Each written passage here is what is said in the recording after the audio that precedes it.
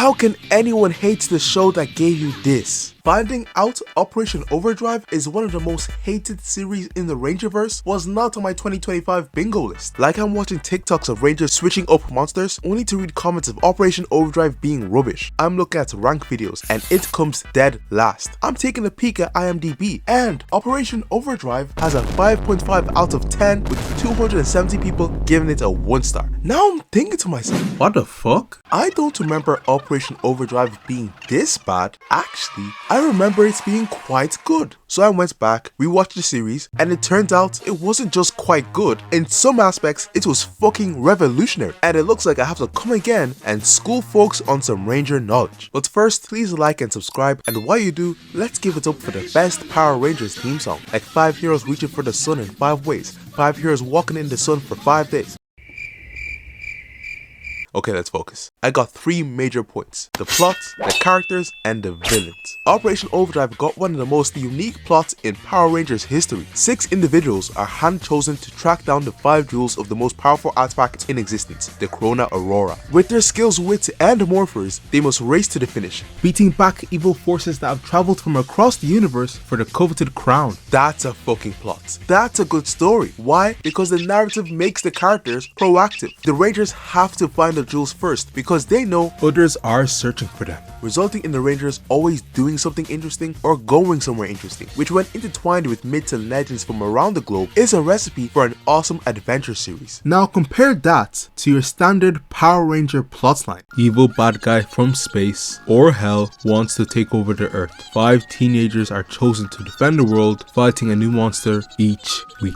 We can see the difference, right? These stories are so reactive. They're dependent on the villains to be interesting, to drive the plot forward. And if the bad guy isn't proactive, that's a story done then and there. Whereas in Operation Overdrive, if the bad guy has a day off, then Rangers still need to travel to Atlantis to get the jewel by proving to its guardian that they're actually worthy. And now I've mentioned it, it's so freaking cool to see Rangers actually travel to different places. I am so sick of them being stuck to one generic, unidentifiable American city. Like hello, the rest of the world is getting invaded too. Reminds me of that meme where a villain or virus attacks the world and this is all the world they show us. Plus, if you give me a Zord, I'm taking a trip to Bali every second of the week. Putting holidays in a Ranger contract is a must. Now on to the characters. Rewatching the show reminded me of a cold, harsh truth in Power Rangers, a commonality between the best Ranger series. The peak of Power Rangers will always come when the Rangers aren't fucking kids. And when I say kids, I mean perpetually stuck at 17/18 in high school. Putting aside the fact that none of these people look 17. Having them be adults allows the Rangers to be much more interesting people, and Operation Overdrive is a great example of this. And I don't give a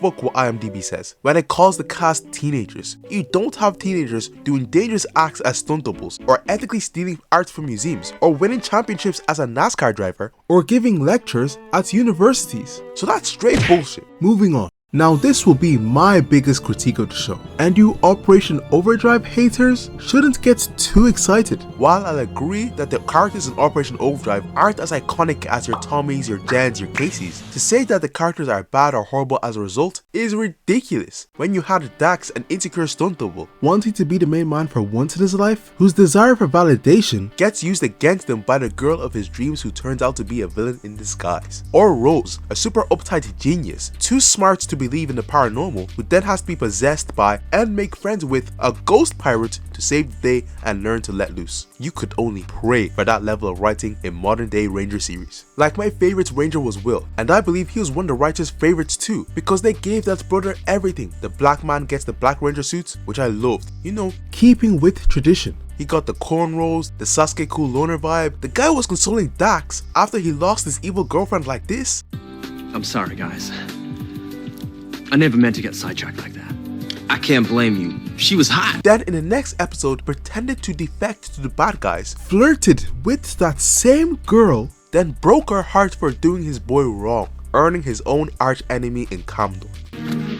Kinda like you tricked Dax, huh?